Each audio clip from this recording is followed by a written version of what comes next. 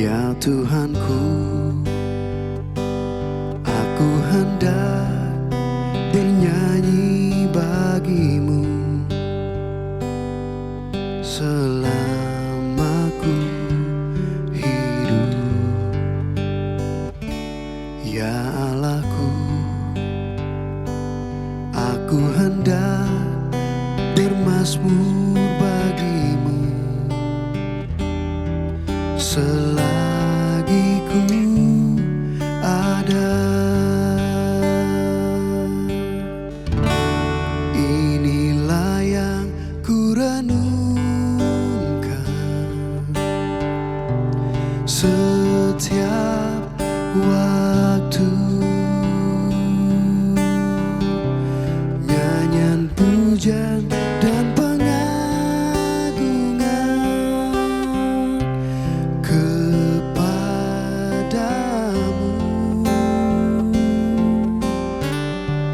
Biarlah manis kau dengar Tuhan, manis kau dengar Tuhan. Hatiku kan bersuka karenamu.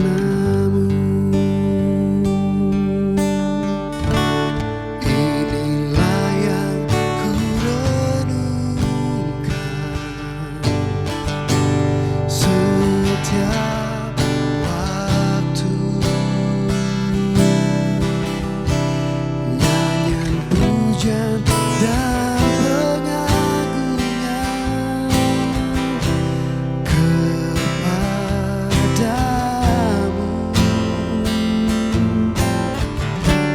Biarlah manis kau dengar Tuhan, manis kau dengar Tuhan, dan hatiku kan bersuka karenamu. Dan hatiku kan bersuka karenamu. Dan hatiku kan bersuka karenamu.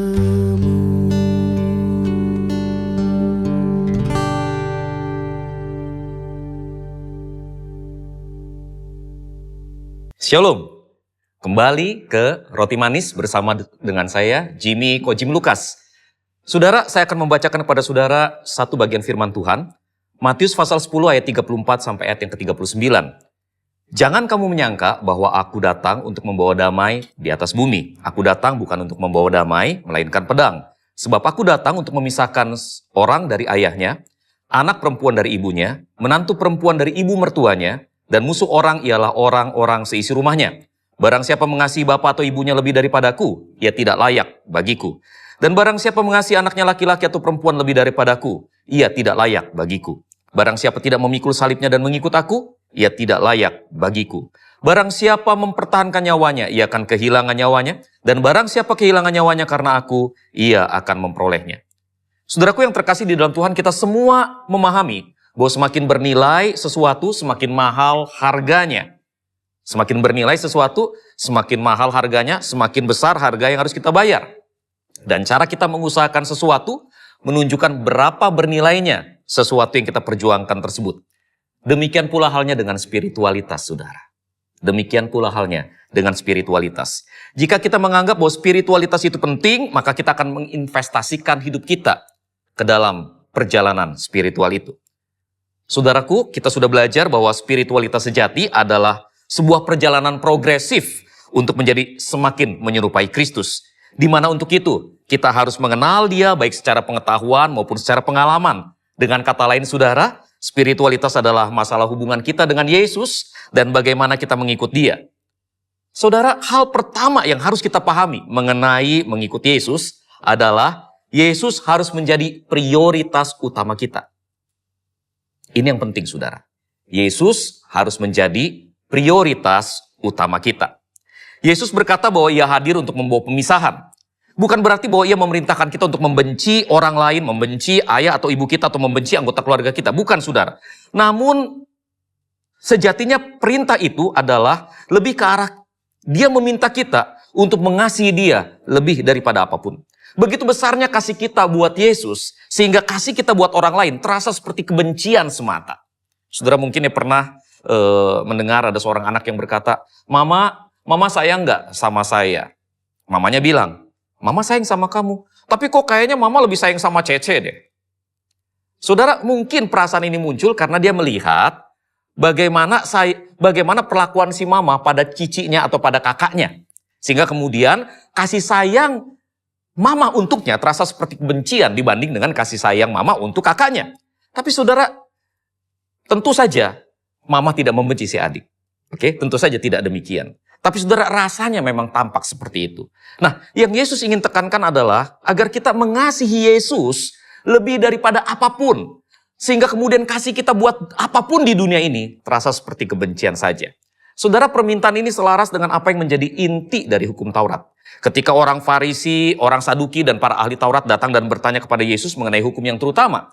Jawab Yesus, hukum yang terutama ialah, dengarlah hai orang Israel, Tuhan itu Allah kita, Tuhan itu Esa. Kasihilah Tuhan Allahmu dengan segenap hatimu, dan dengan segenap jiwamu, dan dengan segenap akal budimu, dan dengan segenap kekuatanmu. Markus pasal 12 ayat 29-30. Saudara lihat dari ayat ini, kasihilah Tuhan Allahmu dengan segenap hatimu, dengan segenap jiwamu, dengan segenap akal budimu, dengan segenap kekuatanmu. Itu berarti bahwa Allah mau agar kita mengasihi Dia dengan segenap, dengan totalitas diri kita, seluruhnya untuk Allah.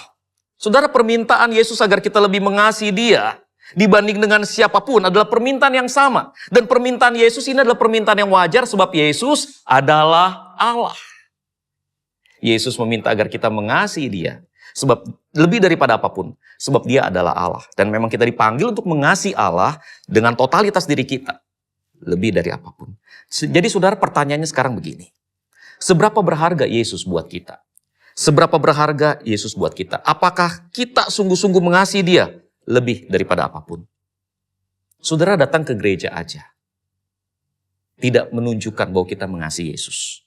Jika kita datang ke gereja untuk mendapatkan sesuatu dari Yesus, mendapatkan mujizat, mendapatkan kesembuhan, mendapatkan berkat melimpah, saudara, dan bukan demi Yesus itu sendiri, saya ragu, saudara, kehadiran kita di gereja menunjukkan bahwa kita mengasihi Yesus. Saudara, kita harus mengasihi Yesus lebih daripada apapun. Kita harus mengasihi Yesus apapun kondisi yang kita hadapi. Kita harus mengasihi Yesus lebih dari segala-galanya. Ada berkat, tidak ada berkat.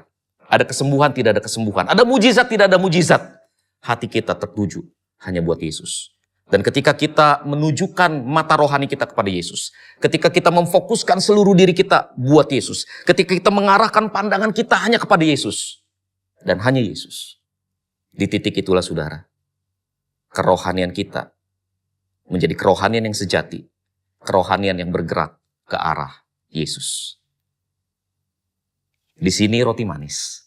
Sampai jumpa di dalam pembahasan berikutnya. Tuhan berkati saudara.